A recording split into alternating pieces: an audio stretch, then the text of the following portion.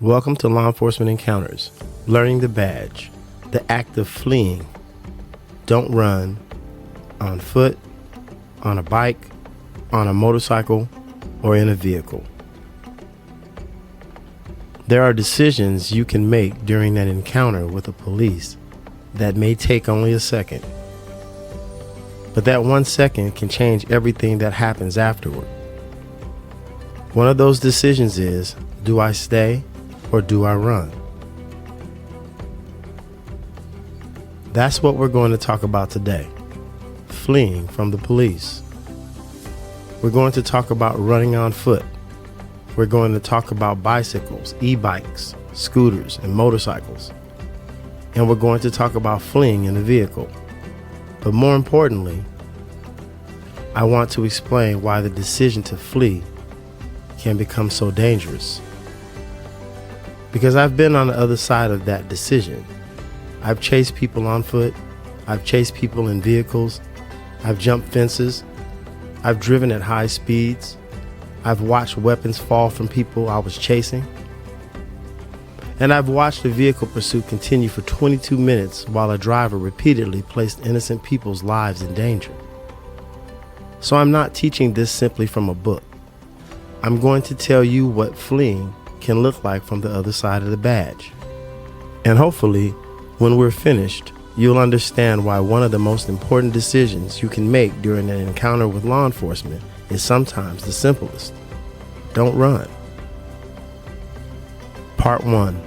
Before anybody runs, let's establish something first. You're walking down the street. You're standing outside an apartment complex. You're hanging out in a park. Maybe you're sitting somewhere in public. A police officer approaches you. Does that automatically mean you're being detained? No. Sometimes a police officer simply wants to talk to you. That can be what's called a consensual encounter. Generally speaking, during a consensual encounter, you're not being detained, but that's not the situation we're talking about today. We're talking about the moment when an officer is detaining you. That means, under the circumstances, you are not free to simply walk away. Maybe you match the description of somebody involved in a crime. Maybe an officer observed something that created reasonable suspicion. Maybe somebody called the police and provided information that led officers right to you. Whatever the circumstances are, the officer communicates that you're being detained. And now you have a decision to make. You can stay. You can listen. You can follow lawful instructions. You can ask questions when appropriate. And you can allow the detention to play itself out. Or you can make a decision that can change the entire encounter. You can run. And sometimes people don't understand what that decision looks like from the officer's perspective. Part 2. What happens when you run? Here's something I want young people especially to understand. You know why you're running. The officer doesn't necessarily know. Maybe you're scared. Maybe you're nervous.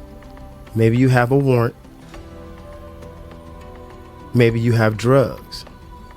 Maybe you have a weapon. Maybe you committed the crime the officer is investigating. Maybe you didn't do anything at all and you're simply panicking. But the officer doesn't have access to everything going through your mind. All the officer sees is you're running. Now the officer has to process information while moving. Where are you going? Are you reaching into your waistband? Are you reaching into a pocket? Do you have a weapon? Are you running towards somebody? Are you running towards a house? Are you going over a fence? What's on the other side? Are there other suspects? Where are the other officers? And while all of that is happening, the officer may also be talking on the radio, giving a direction of travel, giving your description, requesting additional units, watching traffic, watching your hands, and trying not to lose sight of you, all while running. That's how quickly a relatively controlled police encounter can become uncontrolled. Part 3. Fleeing on foot. Let's talk specifically about running from the police on foot. People watch foot pursuits on television and sometimes they look almost entertaining. Somebody runs, the police chase them. Eventually somebody gets caught. End the story. Real life isn't like that. Think about where people actually run. Across streets, through traffic, over fences, between houses, through apartment complexes, across parking lots, into backyards, through bushes, down alleys, over walls, and sometimes into places neither the officer nor the person running knows very well. Every obstacle introduces another unknown. You jump a fence, what's on the other side of that fence? You don't know. It could be a swimming pool, a dog, several dogs, a drop, construction materials, another person, a homeowner who hears somebody jumping into their backyard in the middle of the night. Now you have introduced another person into the situation. And remember, the officer chasing you doesn't know what you're carrying. I learned that lesson firsthand. Let me give you a real example. From one of my stories called Shotgun, early in my career, I was working graveyard in South Sacramento, and we had a robbery. A man had been beaten and robbed by 3 suspects. They took his food stamps, money, and some other property. But there was one piece of information that immediately made the call more serious. According to the victim, one of the suspects had a sawed-off shotgun. Later that night, I was near a grocery store in the Vallejo area. I had a feeling the suspects might eventually come through that area. So instead of driving all over looking for them, I just parked and waited. About 10-15 minutes later, I saw 3 men. They looked remarkably similar to the descriptions given by the robbery victim. Now, I didn't know that they were suspects. That's important. A description gives an officer something to investigate. It doesn't automatically tell you somebody is guilty. I radioed what I was seeing. Other officers began coming towards me. I maneuvered my patrol car behind the 3 men, and within seconds, all 3 ran. 3 different directions. The other officers went after the other 2. I chased the man in the middle. The guy in front of me was probably about 5'6", maybe 160 or 170 pounds, athletic and quick, and he was moving. So was I. But while I'm running, I'm thinking, are these really our guys? Where are the other 2? And most importantly, which one has the shotgun? Because I knew one of the 3 robbery suspects reportedly had one. What I didn't know was whether I was chasing him, the one with the shotgun. I kept going. The suspect reached an iron fence. He went over it. I was only a short distance behind him. He landed on the other side and continued running, and something hit the ground. I caught it out of the corner of my eye. It hit the pavement and slid probably 4 or 5 feet. For a moment, my brain processed what I was seeing. Then it registered. Shotgun. Now I knew. The man directly in front of me had been carrying the sawed-off shotgun. Think about how quickly my information changed. Seconds earlier, which one has the gun? Seconds later, the guy I'm chasing had it. Fortunately, another officer was behind me. I got on my radio and told him to secure that shotgun. I continued over the fence.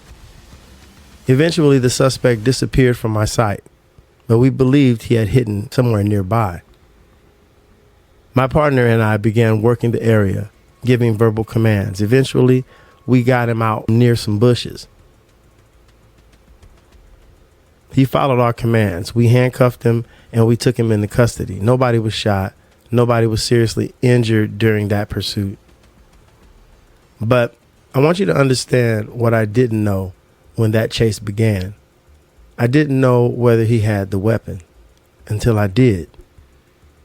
And years later, I could think about that differently. What if he had stopped? What if he had turned around? What if instead of dropping that shotgun, he had decided to use it? Those are the realities of a foot pursuit. And that call became experience that I carried into the next one.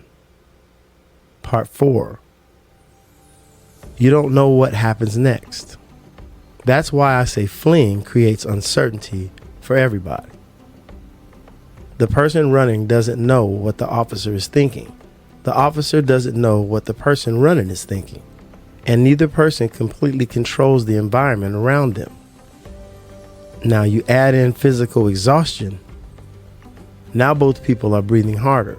Heart rates are increasing, adrenaline is going, commands may be shouted, other officers may be arriving, and decisions are being made in seconds. That is not the environment that you want to create if it can be avoided. If you're being lawfully detained, running isn't the way to challenge the detention.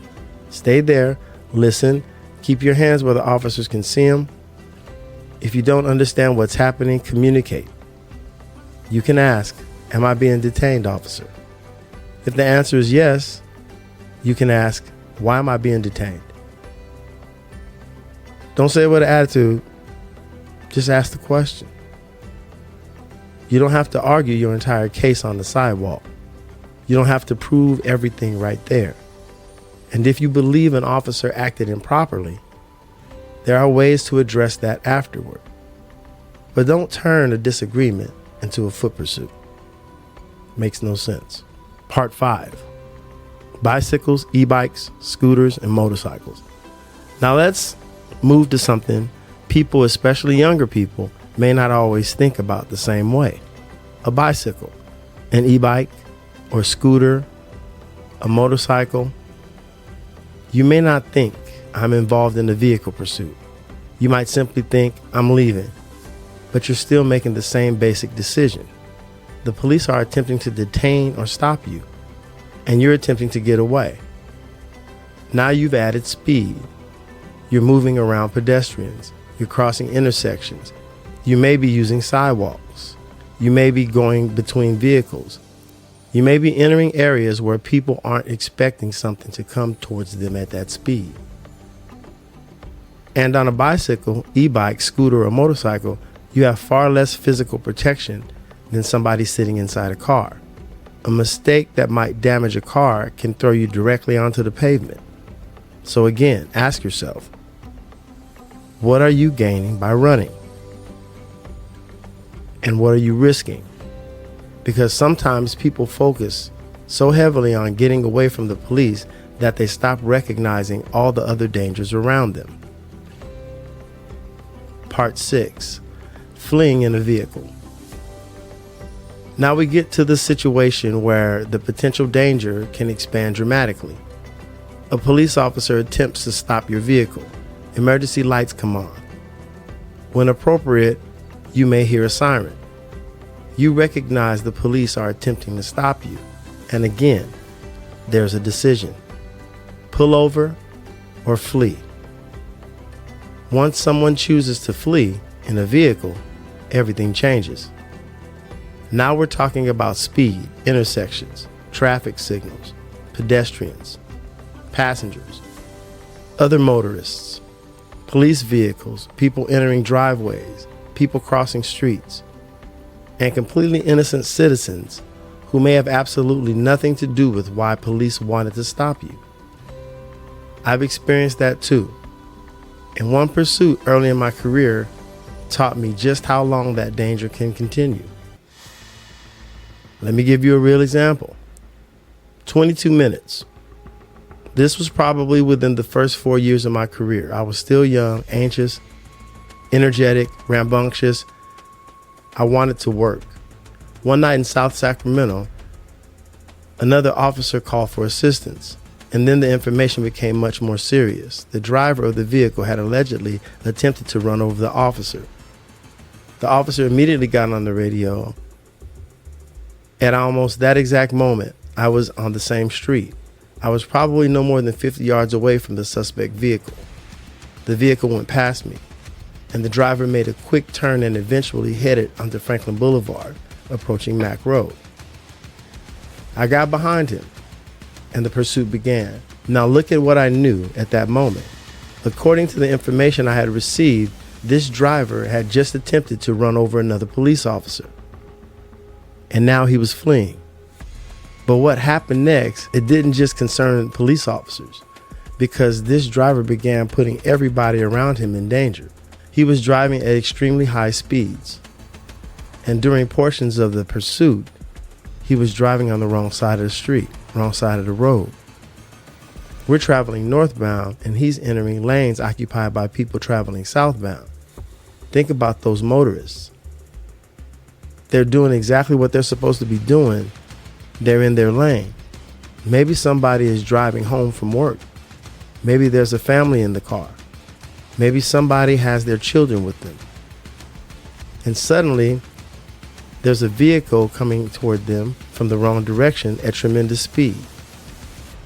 They didn't ask to be involved. They didn't commit a crime. They weren't running from anybody, but now they're part of the danger. That's what fleeing can do. Part 7. You can't control the road.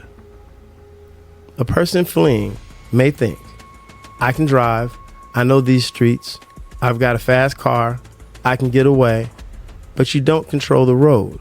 That's the problem. You don't control the person entering the intersection. You don't control somebody changing lanes. You don't control the pedestrian stepping into the street. You don't control the driver who sees you coming towards them and panics. You don't control road conditions. You don't control every mechanical part of your vehicle. And the faster you're traveling, the less time you have to respond when something unexpected happens. During this particular pursuit, the suspect attempted to make a sharp U-turn. He lost control, and he crashed into the side of a business. For a moment, officers thought it's over. Officers started getting out of their vehicles, and the suspect saw them doing that and took off again. The pursuit continued. At that point, I ended up being the second police vehicle in the pursuit. In the beginning, I was number 1 until he crashed. The K-9 unit had moved ahead of me and was now the lead vehicle. Eventually, the suspect vehicle was forced off the roadway and stopped. Finally, the pursuit was over.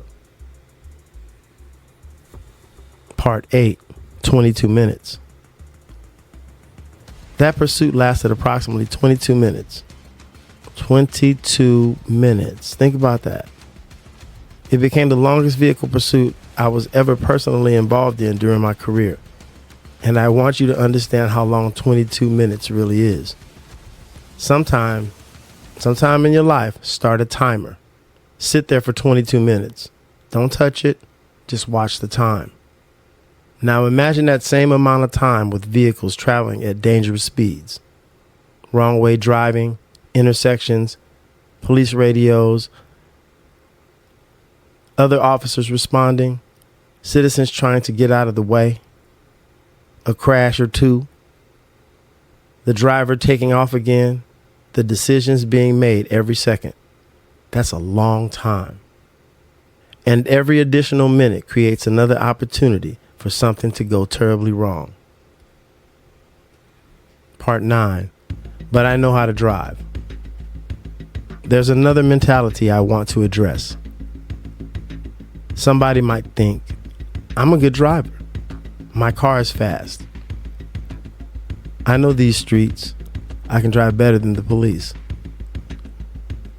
Don't turn this into a contest. Police officers receive specialized emergency vehicle operations training. That doesn't mean officers can't crash. It doesn't make an officer invincible, and it doesn't make a pursuit safe. Police pursuits are inherently dangerous, which is precisely why departments train officers and establish policies governing when and how pursuits occur. The average driver generally doesn't have that training, but even that isn't the most important point, because the question shouldn't be, can I outrun the police? The question should be, Who might get hurt while I'm trying? That's the question. Part 10, the person you never saw. Imagine this. You're driving home. You're doing absolutely nothing wrong. You're traveling the speed limit. Your traffic light turns green. You enter the intersection. At that same time, somebody fleeing from the police runs their red light at a high speed. You never saw them coming. You weren't involved in the original incident. You weren't being stopped. You didn't commit a crime. You didn't decide to flee. But suddenly, somebody else's decision has arrived at your driver's side door. That's what people forget. When you flee from the police in a vehicle, you're not making that decision only for yourself. You're potentially making it for everybody you pass. And those people, they don't get a vote. Part 11. What should you do? Well, if you're driving and you recognize that a police officer is attempting to stop you, don't turn the situation into a pursuit. Reduce your speed. Use your turn signal. Pull over in a reasonably safe location. Stay in the vehicle unless directed otherwise. Keep your hands visible. Listen to the officer's instructions. You may be nervous. You may be angry. You may disagree with why you're being stopped. You may believe you've done absolutely nothing wrong. Those issues can be addressed. But the side of the road isn't the place to turn a disagreement into something more dangerous. And accelerating away doesn't settle whether the original stop was right or wrong.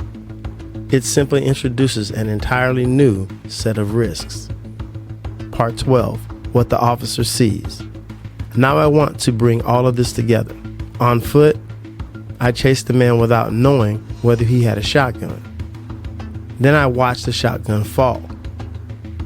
In a vehicle, I followed the driver for approximately 22 minutes while he drove dangerously, entered opposing traffic, crashed, and then took off again. Those two incidents were completely different, but they taught me versions of the same lesson. Fleeing creates uncertainty, and uncertainty mixed with speed, fear, adrenaline, weapons, traffic, or physical exhaustion can become dangerous very quickly. That's why when someone asks, why do police officers react when someone runs? Part of the answer is experience, because that officer may have chased somebody before. That officer may have found a gun before. That officer may have been involved in a police pursuit before. That officer may have watched somebody crash before. That officer may have seen an innocent person nearly get killed before. Police officers bring those experiences with them to the next encounter, just like citizens bring their experiences with police to the next encounter. That's part of understanding both sides. Part 13, 1 second. Think about everything that we've talked about. A person standing on the sidewalk decides to run. 1 second. A person on an e-bike decides to accelerate away. 1 second. A driver sees emergency lights in the mirror and decides to press the accelerator instead of pulling over. 1 second. But what happens after that decision can last considerably longer. My vehicle pursuit lasted 22 minutes. My foot pursuit led me over a fence and put me behind a man who had been carrying a sawed-off shotgun. Neither situation became safer because somebody decided to flee. They became more unpredictable. The final thought. The purpose of learning the badge isn't to tell you that every police officer is right. Police officers make mistakes. Citizens can make mistakes.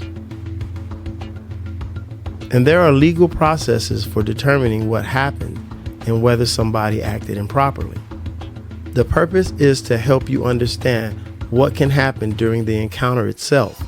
Because before we argue about who's right, before we argue about who's wrong, before we argue about a citation, before we argue about an arrest, everybody has to survive the encounter. So if you're being detained, don't run. If you're on a bicycle, e-bike, scooter, or motorcycle, and the officer is lawfully attempting to stop you, don't turn it into a chase. You're going to put yourself in some serious situations where you don't want to be. If you're driving and you see those emergency lights behind you, don't turn, the roadway into a place where innocent people have to gamble with their lives. Pull over like you're supposed to do. Stay calm, listen, communicate. If it makes you feel any better, turn the recorder on your phone and put it on your dashboard or your visor. Stay calm, listen, communicate, get through the encounter safely, because the decision to flee might take 1 second, but you have absolutely no way of knowing what that next second is going to bring. I'm Samuel Davis Jr. This is Law Enforcement Encounters, raised in Vallejo, proven in Sacramento, and this is Learning the Badge. Saving lives, educating communities and the police, and building understanding. See you on the next encounter.